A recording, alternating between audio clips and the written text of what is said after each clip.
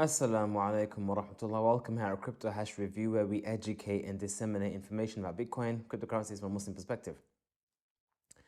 And we have a very important question here, which needs to be addressed. And the reason why it needs to be addressed is because very often I have people say, "Oh, Bitcoin is useless. What does it do? It just doesn't do anything. It's just this." People want to belittle it. So the title of this discussion is how Bitcoin can help the Muslim nations or help Islam and the Muslimin. So first and foremost, we have to identify what the problem is so it can help. I mean, if you're going to help someone, what are you helping them with, and what is the problem you want to help them with? And at the moment, the problem we have together, not just Muslims, by the way, it's just generally speaking, people on planet Earth who are not the powers that be, and that capital flows, money flows, is holding people back. So this benefit is not just to the Muslims, but it's just to generally people. Money flows are not very easily done. And let me explain why. If I want to send money from one country to another country, especially from if you're in an African country or an Asian country, or even at some point, some degree, South American country, basically not the West, basically, it's very difficult. So you have to answer questions, KYC. Your bank doesn't have easy means to transfer money from one place to the other.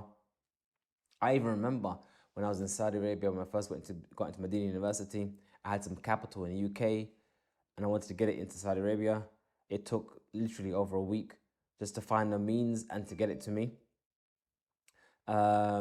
So this avenue is very difficult. And only people who live in those societies will understand the difficulties that is involved in transacting in those environments, in those countries. So one of the use cases that Bitcoin has is that it leapfrogs over the current system. The current system that is, and some argue, has been designed to slow everybody else down. Even two neighboring countries might find it's actually quicker to get into a car and drive it to the other country than to actually send it by bank transfer. Whereas obviously us in the UK or in other Western countries, you can get it done within a day. So these kind of things we don't think about because we don't have that in our minds. We don't experience this as an issue. But this is definitely something that is a problem for a lot of people in the Muslim countries. Secondly, fundraising.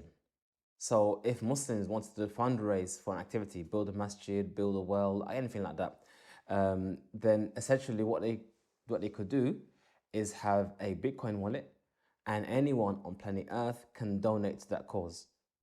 Simple as.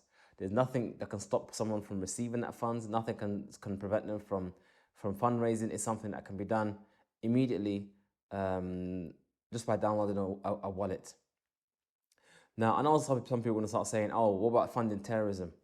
And it's interesting how they only mention that when it comes to Muslims. But I'm sure you would know. Vast majority of fundraising that takes place amongst Muslims is not to do with war. It's more to do with building sporting orphanages, building masajid, different humanitarian projects. We all know this. And one of the biggest challenges we have as a community is getting capital from one country to another country. How to get money from UK to Bangladesh or UK to Gambia, and how do we do that? It's very, very difficult. Whereas Bitcoin, it's immediate and it can be used immediately. Another way in which it could help the Muslimin is by building systems and infrastructure that allows people to transact according to Islamic law. There's I said a lot there, but that's basically what I mean by Bitcoin is programmable money.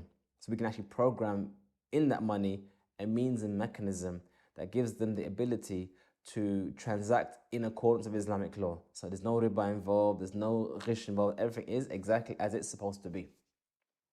And so as a give example, you could have a transaction, a deal, where you say, if you build this wall for me, I will give you X amount of funds. But then you have to trust he's going to give you these funds once the wall is done. What you can do is you can make a contract whereby the funds are locked into that contract and the funds cannot be released from that contract until either the job is done or the contract is nullified. So therefore, the worker is protected, that he knows he's going to get paid, and the employee is protected because he knows that he's given him the money, but the money won't be released until the job is done. So there are systems that can put into place that allows and facilitates in Islamic interactions or Islamic functioning in finance amongst the Muslimin. Another big issue is remittance. How many Muslims travel from their country where they live to another country and then send back money to their families? And on our current system now, sometimes that costs them up to 10% of their wages that they're sending back just in transmission fees, remittance fees. With Bitcoin, it's immediate. The moment they get paid, they can send it over for a couple of pence, and the family back home have the money available. So there's many things in which Bitcoin can help the Muslims and the Muslim Ummah. And I think the best one, say the best till last, is to hopefully free the Muslim countries from the shackles of debt.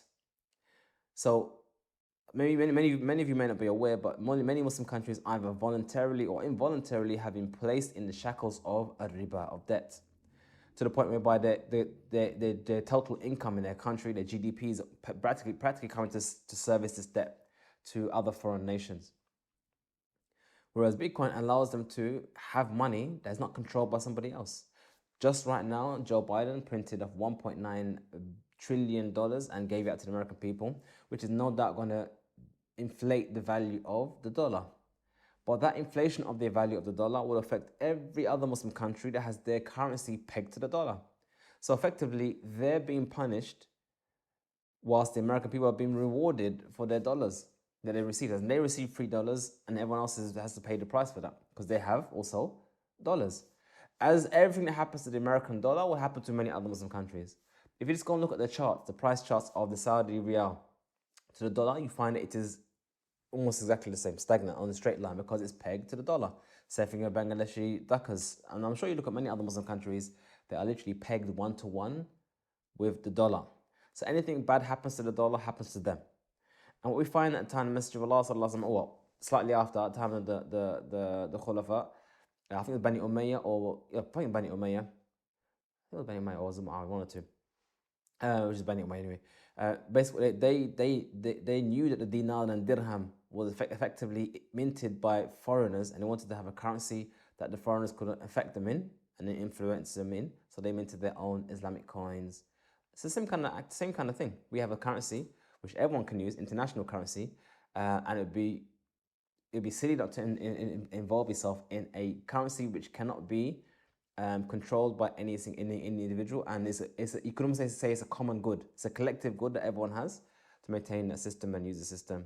Anyway, so there's plenty of more benefits that you can have for the Muslim Ummah and just for people as a whole, generally speaking. And I guess one more that came to my mind is that at the moment our current system is that our currencies are based on debt. I guess you could say that. And if we were to move to a currency where it's backed by something, like say backed by gold, backed by something, what that essentially would do is it would centralize all our wealth into a single place. So if something goes wrong, basically all your currency is now worthless. Whereas if you go back to how it used to be, where money was actually physically gold, that was decentralized, as in money was scattered amongst the people. So if someone invading army was to come in, they couldn't take all the money at once. They can only take literally person by person. Whereas at the moment now, many countries have their gold stored in Fort Knox in America. So effectively, if America doesn't want to give them their gold back, or even London, if they don't want to give the gold back, then that's it. Gold is confiscated. That happened even during the Second World War.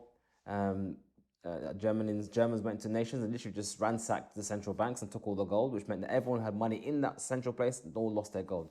So when you have this centralized system where everyone puts their money together in one place, then effectively we have that problem. So yes, Bitcoin has many benefits. I just mentioned just about a few. We hope you find this video beneficial. Please like the video, subscribe, check out our website, share this video with your friends and family, and may Allah give you much Bitcoin. Assalamu alaikum wa rahmatullah.